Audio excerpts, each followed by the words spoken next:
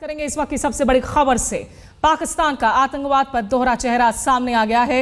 पाकिस्तान की anti terrorism court ने 26/11 के आरोपी, जिसे पाकिस्तान अब तक मास्टरमाइंड कहता रहा, इन हमलों के लिए ज़कीउर रहमान लखवी, उस लखवी को जमानत दे दी गई है। खबरें हैं कि 5-5 लाख के 2 मुचलकों पर उसे जमानत पर छोड़ा गया है। आपको बता दें कि भारत ने मुंबई हमले के मामले में ज़कीउर रहमान लखवी के खिलाफ पाकिस्तान को सबूत भी दिए थे और हाफिज सईद, जो कि जमात-उद-दावा का मुखिया है, जमात-उद-दावा जो लश्कर के कोख से जन्मा था, हाफिज सईद के साथ साथ इसे भी मुख्य आरोपी बताया गया था ज़कीउर रहमान लखवी को। लेकिन आरोप है कि पाकिस्तानी एजेंसियां इन सबूतों को अपनी अदालतों में सही तरीके से पेश नहीं करती हैं और ना ही इनका इस्तेमाल करती हैं। अब सवाल पाकिस्तान की नीयत पर खड़ा होता है कि एक दिन पहले ही पाकिस्तान के प्रधानमंत्री नवाज शरीफ ने आतंकवाद के सफाई की बात कही थी, उसे जड़ से हटाने की बात कही थी, लेकिन तब से अब तक उन्हीं के देश में मुंबई के निर्दोष लोगों के हत्यारे खुले घूम रहे हैं और भारत पर निशाना साध रहे हैं।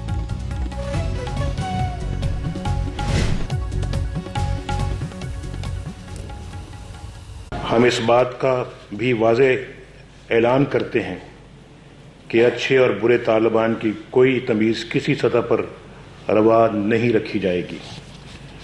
आज हमारी कौमी क़यादत ने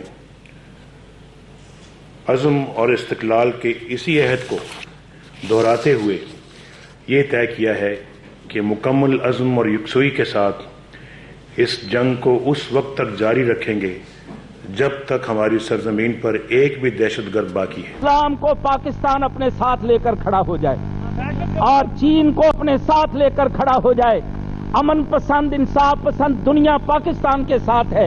मोदी का किरदार सबके सामने वाज़े है। इंडिया क्या कर रहा है सब जानते हैं। अब वक्त आ गया है कि आलम इस्लाम को सबसे बड़ी कुव्वत बनाकर इस दहशतगर्दी का खात्मा किया जाए। तो पाकिस्तान कहता है कि वो आतंकवाद के खिलाफ सख्त हो रहा है, लेकिन भारत के खिलाफ जो है आंखें कहीं ना कहीं शायद अब तक मूंदे हुए है। जिस तरीके से नजर आ रहे हैं कि आज पेशावर में इतना बड़ा हमला होता है, नवाज शरीफ जाते हैं पेशावर और वहां सर्वदलीय बैठक करने के बाद कहते हैं कि आतंकवाद का हम सफाया कर देंगे, लेकिन आतंकवाद को लेकर जो रवैया है उस पर सवाल खड़ा होना लाजमी है। मुंबई हमले के जो 166 जिस तरीके से मासूमों की जान गई थी और मुंबई हमलों के बाद पाकिस्तान ने कहा था, खुद पाकिस्तान के उस वक्त जो गृह मंत्री थे रहमान मलिक, उन्होंने कहा था कि ज़कीउर रहमान लखवी दरअसल इन हमलों का मास्टरमाइंड है, लेकिन आज उसे बेल दे दी जाती है।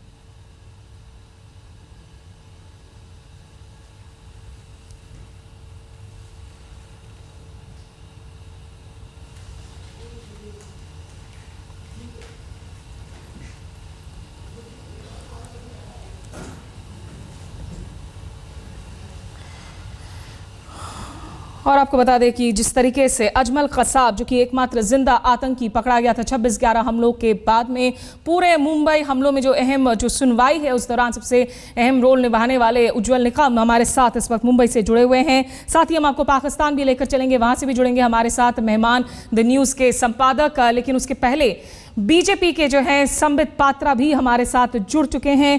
संबित, अगर सबसे पहले कल की तारीख में जो है पेशावर हमलों के बाद नरेंद्र मोदी जिस तरीके से एक पर्सनल इनिशिएटिव लेते हैं और पाकिस्तान को कहते हैं कि आतंकी इस लड़ाई में हमसे जो भी सहयोग चाहिए सब मिलेगा, लेकिन आज ज़कीउर रहमान लखवी को बेल मिलता है, आपकी पहली रिएक्शन? देखिए, बड़ा दुखद विषय है। पाकिस्तान ने अपने असली चेहरे को दुनिया के सामने रखा है। आज ही पाकिस्तान के नवाज शरीफ कह रहे हैं कि हमें आतंकवाद के खिलाफ लड़ना है और पाकिस्तान ने एक रिजॉल्व लिया है कि आतंकवाद को समाप्त करना है। क्या इसी प्रकार से आतंकवाद समाप्त तो होता है कि जो आतंकवादी सरगना है, जो पूरा हेड है एलईटी का, आपने उसे बेल ग्रांट कर दिया है? अगर इस मकसद के साथ आप आतंकवाद को समाप्त करेंगे तो बड़ा दुख का विषय है, आतंकवाद समाप्त नहीं हो पाएगा। गुड टेररिज्म और बैड टेररिज्म के बीच में जिस प्रकार का एक भेद कर रही है पाकिस्तान को पहले इस भेद को मिटाना पड़ेगा। जो आतंकवाद हिंदुस्तान की सरजमीन पर अटैक करे, जो आतंकवादी ज़कीउर रहमान जैसे, हाफिज सईद जैसे जो आतंकवादी है वो हिंदुस्तान के खिलाफ अटैक करे तो वो ठीक है, मगर जो आतंकवादी उनके घर में अटैक करे वो बुरे हैं। इस प्रकार का भेदभाव रखने वाले देश को आगाह हो जाना चाहिए, सचेत हो जाना चाहिए कि जो मासूम बच्चों के साथ हुआ है, अभी 132 बच्चे जो गुजर गए हैं पाकिस्तान के, कम से कम उनकी रूह के लिए तो वो ऐसा काम ना करें। संबित, आप हमारे साथ बने रहिएगा। यहाँ आपको बता दें कि और भी तमाम मेहमान हमारे साथ जुड़ रहे हैं। इंडिया टुडे की सीनियर राइटर ज्योति मल्होत्रा भी स्टूडियो में मेरे साथ मौजूद हैं। ज्योति से भी हम बात करेंगे, अलवी साहब के साथ भी चलेंगे पाकिस्तान, लेकिन पहले हमजा अमीर जो कि हमारे संवाददाता हैं पाकिस्तान में, वो हमारे साथ जुड़ रहे हैं। हमजा, अगर आप थोड़ा सा विस्तार से हमें जानकारी दे सके कि आखिर किन शर्तों पर और क्या वजह बताई गई है ये बेल देते हुए।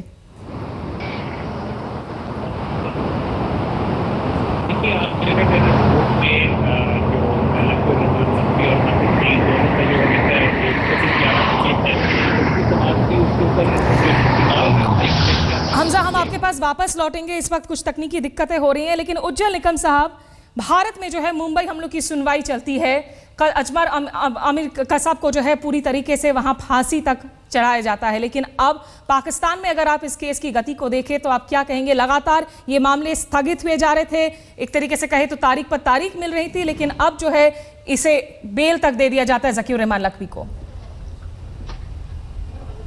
देखिए, आज ज़कीउर रहमान की लखवी की जमानत पर रिहाई होना, इसका मतलब मैं ये साफ समझता हूं कि पाकिस्तान में भी आज भी दहशतगर्दी तालिबान और भारत के खिलाफ जो दहशतगर्दी करते उनके खिलाफ ये दुगलापन नीति अपना रही है। ये बड़ी दुख की बात है, क्योंकि पाकिस्तान में मैं और भारत सरकार के 3 वरिष्ठ अधिकारी जब कसाब को फांसी देने के बाद हम गए थे, तब हमने उन पाकिस्तान के होम मिनिस्ट्री के सभी अधिकारियों को और वहां की प्रोसिक्यूटिंग एजेंसी को साफ बताया था कि ज़कीउर रहमान लखवी, हाफिज सईद और बाकी के तमाम लोगों के खिलाफ क्या हमने सबूत इकट्ठा किए और उन्होंने क्या सबूत किए हैं। उस वक्त हमने पाकिस्तान को अधिकारी को बताया था कि इन ज़कीउर रहमान लखवी के खिलाफ एक साजिश, क्रिमिनल कॉन्स्पिरेसी का चार्ज लगाना चाहिए, उन्होंने नहीं लगाया था। ये मेरी बात उस वक्त उनके स्पेशल प्रोसिक्यूटर ने एडमिट भी कर ली थी, और हमारे भारत लौटने के बाद पाकिस्तान सरकार का वो स्पेशल पब्लिक प्रोसिक्यूटर जुल्फिकार साहब का और टेररिस्ट ने खात्मा कर दिया।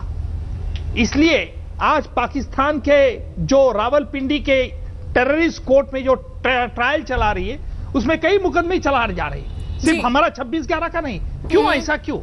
क्यों आप इस केस को इंपॉर्टेंस पाकिस्तान सरकार नहीं दे रही है? मेरा पहला सवाल है। दूसरी बात है, आज पाकिस्तान सरकार ने तुरंत ज़कीउर रहमान की लखवाई की जो जमानत हुई उसके रिहाई पर स्टे लगाना चाहिए। अटॉर्नी जनरल ने खुद हाजिर होना चाहिए। अगर ज़कीउर रहमान लखवी की आज रिहाई होती है तो मुझे लगता है कि बेल कैंसलेशन ऑफ बेल, इसके लिए अलग प्रिंसिपल होते हैं और बेल के लिए एप्लीकेशन के लिए प्रिंसिपल अलग होते हैं। चलिए, तो ज़कीउर रहमान लखवी इसका फायदा उठा सकता है। उज्जवल साहब हमारे साथ बने रहिएगा। अली साहब हमारे साथ पाकिस्तान से जुड़ रहे हैं, द न्यूज़ के। अली साहब, अब जिस तरीके से पाकिस्तान सरकार कहती है कि भाई हमारे यहाँ तो कानून है, कानून का एक तरीका है, क्या ये कह देना भर जो है ये जस्टिफाई कर देता है जो भी तमाम चीज़ें हो रही अदालत में उन मुंबई हमलों के मामलों को लेकर जिसका इतना गहरा असर पड़ा भारत पाकिस्तान के रिश्तों पर? देखिए, ये जिस तरीके से बाकी मेहमान बात कर रहे हैं, मैं थोड़ा सा उससे इख्तलाफ ज़रूर करूँगा कि इसके पीछे कोई साजिश है या कुछ इस तरह है। होता यह है कि आगे भी आपको याद होगा कि इसी मामले में हाफिज सईद साहब को भी बेल दे दिया गया था और काफ़ी यहाँ पर भी एक उसका वावेला मचा था, और भारत में तो ज़ाहिर है मचना चाहिए क्योंकि इतना अंदोनाक वाक़या वहाँ पर पेश आया था। मगर मसला ये होता है कि इसको हम अगर लिंक कर दें कल के टेररिज्म से तो ये बिल्कुल गलत बात होगी। इनकी लैक ऑफ एविडेंस की वजह से उनको दिया गया। और ये जो मानिक साहब, लैक ऑफ एविडेंस कहां से हो रहा है? इतने सबूत दिए गए हैं। आप लोगों की उस वक्त पीपीपी की सरकार थी, रहमान मलिक बकायदा अंतर्राष्ट्रीय प्रेस के सामने आकर तमाम बातें उन्होंने रखी थी, और ये सबूत आपके रिपोर्टर्स ने ज्यादा से ज्यादा जो है निकाले थे मुंबई हमलों को लेकर। जी, अगर आप मुझे थोड़ा सा बात करने दें तो मैं आपको समझा सकूंगा। वो ये है कि इस तरह इनके वॉइस सैंपल्स वगैरह के हवाले से बात चल रही थी और वॉइस सैंपल्स मैच नहीं कर रहे थे। और मैं आपको यहाँ भी बता दूँ, ये बात भी बता दूँ कि जो लॉयर FIA की तरफ से लड़ रहे थे केस इनके खिलाफ लखवी साहब के, वो उनको मर्डर कर दिया गया था आज से कुछ महीने पहले। तो इतना आसान नहीं है ये कह देना कि जी ये कुछ नहीं किया जा रहा। यहाँ बड़े प्रेशर में काम हो रहा होता है। ये जिन लोगों के खिलाफ ये मुकदमे किए गए हैं, ये बड़े असर रसूख वाले बड़े पावरफुल लोग हैं। कल जो कुछ हुआ आपने सारों ने देखा, पूरे हिंदुस्तान पूरे भारत ने देखा कि ये बहुत ताकतवर लोग हैं। और हम जावेद साहब, जावेद साहब, मैं जानती हूं कि कल जो कुछ हुआ और उसके साथ भारत ने भी जो है पूरी तरीके से अपना साथ जताया, अपनी सिंपैथी जताया, लेकिन उज्जवल निकम साहब, आप जिस तरीके से सुन रहे हैं, ये वॉइस सैंपल्स की बात कर रहे हैं। वॉइस सैंपल्स की मांग लेकर भारत कहता रहेगा वॉइस सैंपल्स नहीं दिए गए। जुडिशियल कमीशन पाकिस्तान के आने की उन्होंने इजाजत मांगी, भारत ने उनको इजाजत दे दी। इसके बावजूद भी अगर कहा जाए कि भाई सबूत काफी नहीं है, नाकाफी है, तो आप कैसे उससे रिएक्ट करेंगे?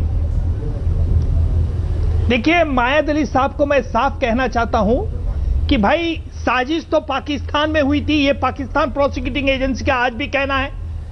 जकीर रहमान लखवी पाकिस्तान में उन्होंने साजिश की थी। सबूत किसने ढूंढना चाहिए थे? क्या आप हमसे उम्मीद रखते हो कि हम सबूत ढूंढे? हमारे पास जो भी सबूत थे वो हमने पाकिस्तान प्रोसिक्यूटिंग। एक मिनट साहब, आपने बात की पूरी बात मैंने सुन ली है। दूसरी बात, आप कह रहे हैं कि वॉइस सैंपल ले। वॉइस तो कराची में तो वॉइस कंट्रोल रूम बनाई गई थी, वहां से वॉइस कंट्रोल भेज दिए थे। पूरे सैंपल्स आरोपी के पास, आपके पास मौजूद है। इसके बावजूद भी आप प्रॉपरली इन्वेस्टिगेट नहीं करना चाहते हो, तो हमने मतलब क्या निकलना चाहिए? पहला सवाल ये। दूसरा सवाल ये है कि एक ही एंटी टेररिस्ट कोर्ट में आप कई मुकदमे चला रहे, क्यों नहीं आप भारत के हमले पर को ध्यान नहीं दे रहे? हमारा ये दूसरा कहना है। तीसरा कहना ये है, डे टू डे इसका प्रोग्रेस क्यों नहीं आप दिखा रहे, और ये ओपन ट्रायल क्यों नहीं कर रहे? हमारे यहाँ कसाब के खिलाफ हमने ओपन ट्रायल की थी, पाकिस्तान में ये ओपन ट्रायल नहीं हो रहे।